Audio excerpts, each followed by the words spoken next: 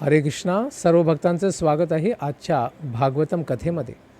आज श्रवण करूया की आपल्यापेक्षा वरिष्ठ, खास करून आध्यात्मिक जास्त प्रगती केलेले सद्गुरू, भगवंत, देवता यांचा अपराध आपण का स्वीकार करू नये, दुसऱ्याकडनं त्यांची निंदा कधीही श्रवण करू का नये, आणि अशा परिस्थितीमध्ये आपण काय केलं पाहिजे याचा आपण श्रवण करूया सतीच्या देहत्याग या प्रसंगामधून.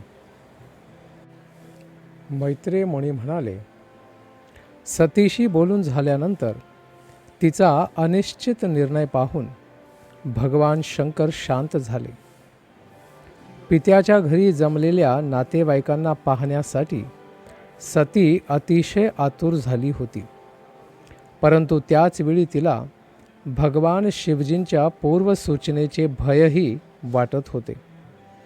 द्विधा मनस्थितीमुळे ती ज्याप्रमाणे पाळणा एका बाजूने दुसऱ्या बाजूस सतत हलत राहतो, त्याप्रमाणे आपल्या घरामध्ये आत बाहेर करू लागली, कारण तिचं मन अत्यंत चंचल झालं होतं.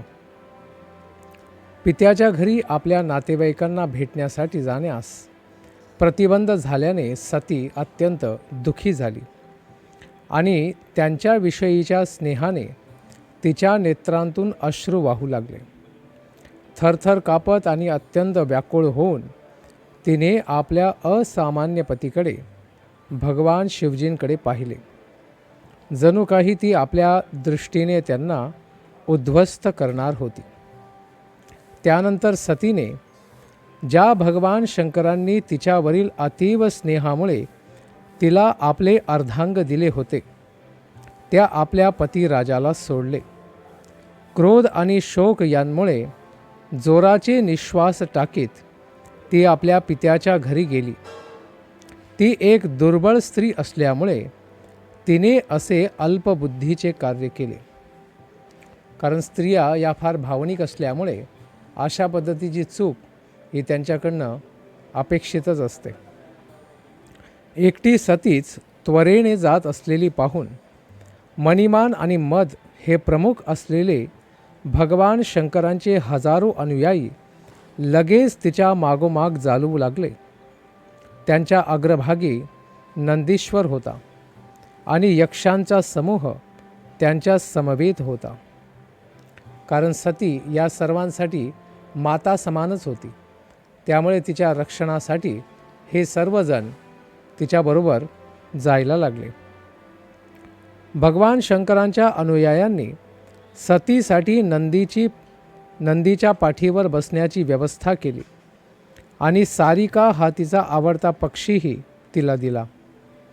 तिच्या करमणुकीसाठी एक कमळपुष्प, एक आरसा आणि अशाच काही वस्तू त्यांनी समवेत घेतल्या आणि एका मोठ्या छत्राची छायाही तिला दिली.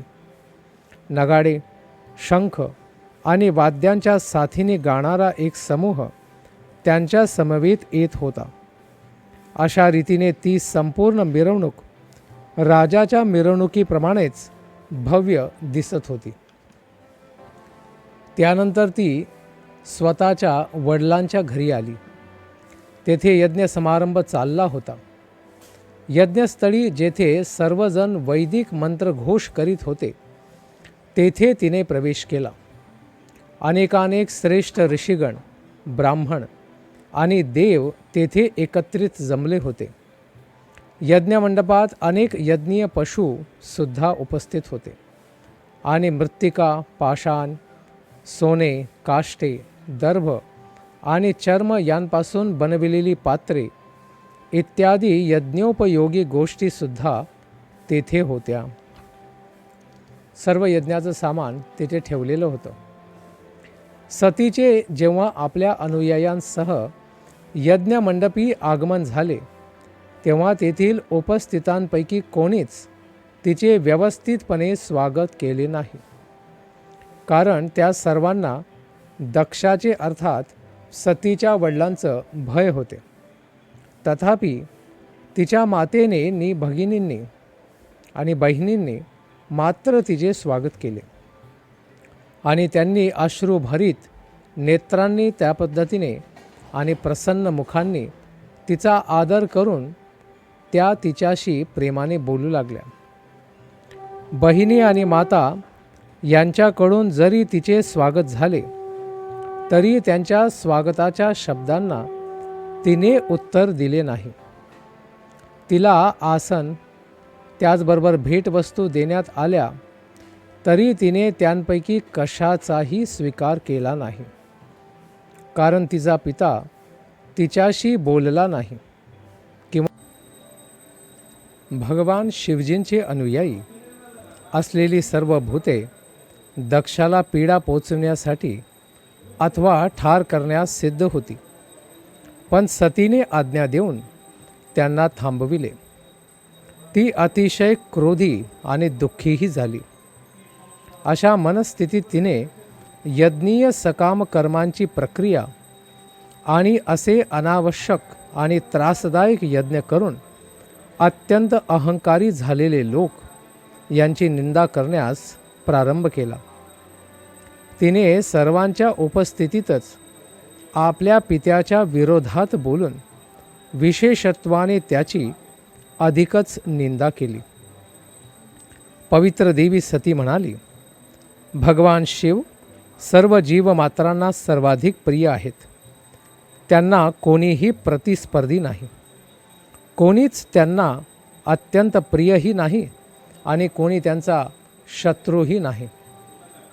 सर्व शत्रुत्वापासून मुक्त असणाऱ्या अशा विश्वात्मक व्यक्तिमत्वाचा केवळ तुम्ही लोकांनी मत्सरच केलेला आहे, इतर कोणीही नाही.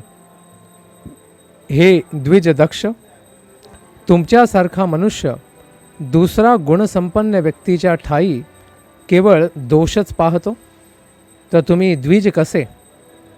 भगवान शिव मात्र दुसऱ्यांच्या गुणांमध्ये दोष मुळीच पाहत नाही.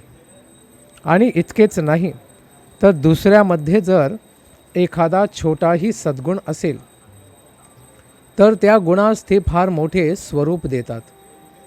दुर्दैवाने तुम्ही शिवजींसारख्या महात्म्याच्या ठायी केवळ दोषच पाहिलेले आहेत.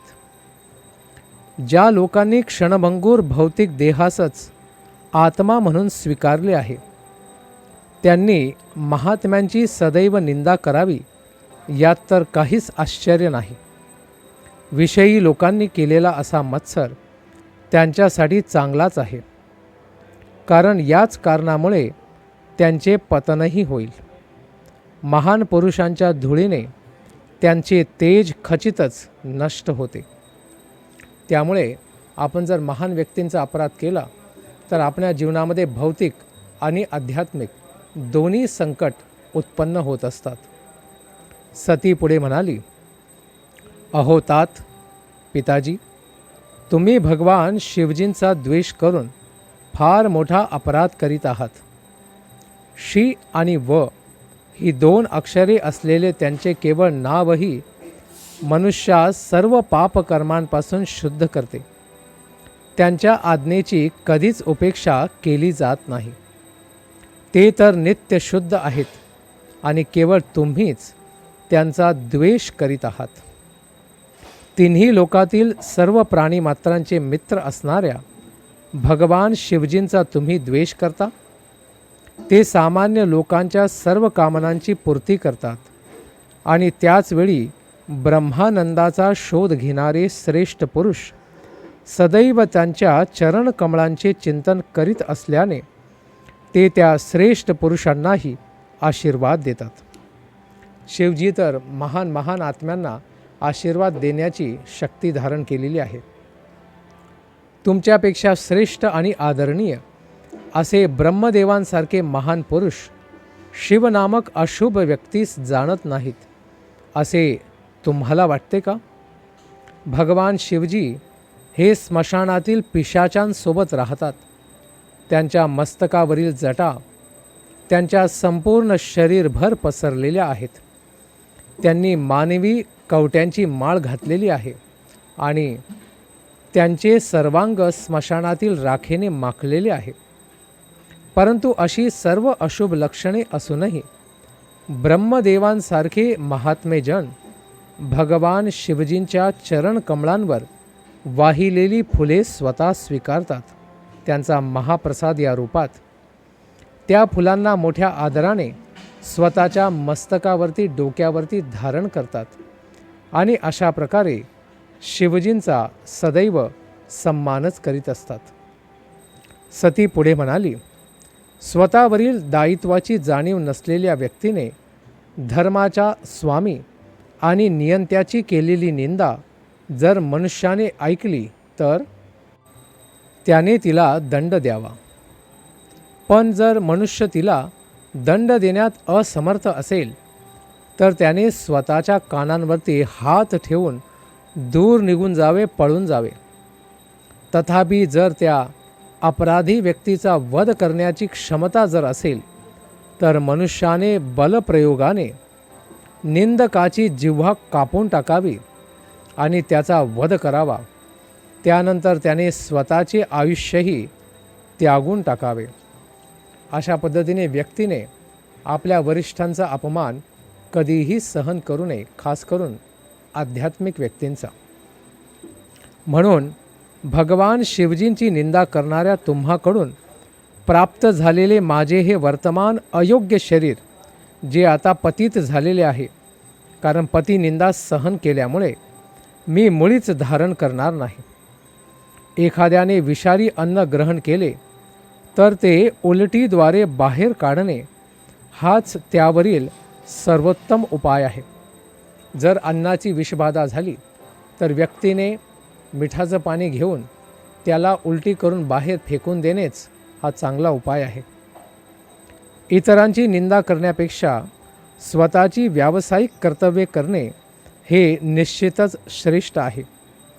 ज्याप्रमाणे देवता आकाशामध्ये प्रवास करतात तर साधारण मनुष्य पृथ्वी तलावरती प्रवास करतात, त्याचप्रमाणे उन्नत अध्यात्मवादी हे कधीकधी वैदिक विधी निषेधांचे पालन करीत नाहीत, कारण अशा नियमांचे पालन करणे त्यांच्यासाठी आवश्यक नसते. तर ज्यांनी आत्मसाक्षात्कार प्राप्त केलेला आहे अशा व्यक्तींनी वैदिक भक्ती करणं अपेक्षित नसतं. अर्थात विधिविधानांचं पालन त्यांनी नाही केलं तरीही कधी अपराध होत नाही. भौतिक सुखोपभोगांवरती आसक्त असलेल्या लोकांसाठीची कार्ये आणि ऐहिकतेपासून विरक्त असलेल्या अशा महान लोकांसाठीची कार्ये, अशा दोन प्रकारच्या कार्यांसाठी वेदांमध्ये मार्गदर्शन देण्यात आले आहे. या दोन प्रकारच्या कार्यांनुसार विभिन्न लक्षणे असलेले दोन प्रकारचे लोक आहेत. जर कोणास ही दोन्ही प्रकारची कार्ये एकाच मनुष्याच्या ठायी पाहावयाची असतील तर ते पूर्णतः विसंगत ठरेल. परंतु जो दिव्य स्तरावरती आरूढ झालेला आहे तो दोन्ही कार्यांकडे दुर्लक्ष करू शकतो, कारण त्याची स्थिती ही विशेष आहे. हे तात, आमच्याजवळ असलेल्या ऐश्वर्याची कल्पना करणे हे सुद्धा तुम्हाला किंवा तुमच्या स्तुतीपाठकांना मूर्ख व्यक्तींना शक्य नाही. कारण जे लोक मोठमोठे यज्ञ करीत सकाम कर्मांमध्येच गुंतलेले असतात त्यांचे एकमेव कार्य म्हणजे यज्ञार्पण केलेले अन्न खाऊन शारीरिक आवश्यकता तृप्त करणे हेच आहे. अर्थात यज्ञ फक्त प्रसाद खाण्यासाठीच ते करीत असतात. ऐश्वर्य प्रकट करण्याची केवळ इच्छा करूनही आम्ही आमचे ऐश्वर्य प्रदर्शित करू शकतो. ही गोष्ट विरक्त आणि आत्मसाक्षात्कारी जीव असणाऱ्या महात्म्यांनाच साध्य होऊ शकते. तुम्ही भगवान शिवजींच्या चरणकमळांशी अपराध केलेला आहे आणि दुर्दैवाने माझे शरीर हे तुमच्या शरीरापासून उत्पन्न आहे, कारण मी तुमची पुत्री आहे. म्हणून आपल्या शारीरिक संबंधांची मला अतिशय लाज वाटत आहे, कारण माझा आपल्याशी शरीराचा संबंध आहे. म्हणून महान पुरुषांच्या चरणकमलांचा अपराध करणाऱ्या अशा व्यक्तीशी असलेल्या माझ्या संबंधामुळे माझं हे शरीर आता दूषित झालेलं आहे. आणि त्यामुळेच मी आता त्या भौतिक शरीराचा तिरस्कार करीत आहे. आपल्या कौटुंबिक नातेसंबंधामुळे जेव्हा भगवान शिव मला दाक्षायणी म्हणून संबोधतात तेव्हा क्षणात मी दुःखी होते. कारण दाक्षायणी म्हणजे दक्षाची मुलगी. आणि माझा आनंद आणि माझे स्मितहास्य त्वरित मावळते. अशा पिशवीप्रमाणे असलेले हे माझे भौतिक शरीर तुमच्यापासून जन्मलेले आहे. याचे मला अतिशय दुःख होत आहे. म्हणून मी या देहाचा त्वरित त्याग करणार आहे. यावरती मैत्रेय मुनी म्हणाले, हे शत्रुघ्न, यज्ञमंडपामध्ये आपल्या पित्यास असे बोलून सती उत्तरेकडे मुख करून भूमीवर आसनस्थ झाली. केशरी वस्त्रे परिधान केलेल्या तिने स्वतःस पाण्याने पवित्र केले, अर्थात आचमन केले आणि योग प्रक्रियेत स्वतःस तल्लीन करण्यासाठी आपले नेत्र मिटून घेतले. सतीने सर्वप्रथम आवश्यक ती आसन स्थिती धारण केली आणि मग प्राणवायूला ऊर्ध्व गतीने आणून नाभीजवळ समतोल स्थितीमध्ये ठेवले. नंतर बुद्धीने युक्त प्राणवायूला तिने हृदयापर्यंत वर आणले. पुढे त्याला हळूहळू फुफ्फुसाच्या ठिकाणापर्यंत आणले आणि मग तेथून त्याला भुवयांच्या मध्यापर्यंत आणून तेथेच स्थित केले. अशा रीतीने श्रेष्ठ महर्षी आणि संतांकडून पूजित भगवान शंकरांच्या मांडीवर मोठ्या प्रेमाने अन आदराने जे शरीर ठेवले जात होते त्या आपल्या शरीराचा पित्यावरील क्रोधामुळे त्याग करण्यासाठी सतीने आपल्या शरीरातील अग्निमयी वायूचे ध्यान सुरू केले. अखिल विश्वाचे परम आध्यात्मिक गुरु आणि आपले पती भगवान शिव यांच्या पवित्र चरण कमळांवर सतीने आपले संपूर्ण ध्यान केंद्रित केले. अशा प्रकारे ती पापाच्या सर्व कलंकांपासून पूर्णतः शुद्ध झाली, पवित्र झाली आणि अग्नीवर केलेल्या ध्यानामुळे निर्मित झालेल्या अग्निज्वाळांमध्ये तिने आपला देह सुपूर्त केला, सोडून दिला. सतीने क्रोधाविष्ट होऊन जेव्हा आपले शरीर नष्ट केले तेव्हा अखिल विश्वामध्ये प्रचंड मोठा हाहाकार झाला. सर्वाधिक आदरणीय अशा देवाची भगवान शिवजींची पत्नी सती हिने अशा पद्धतीने का बरे आपल्या शरीराचा त्याग केला?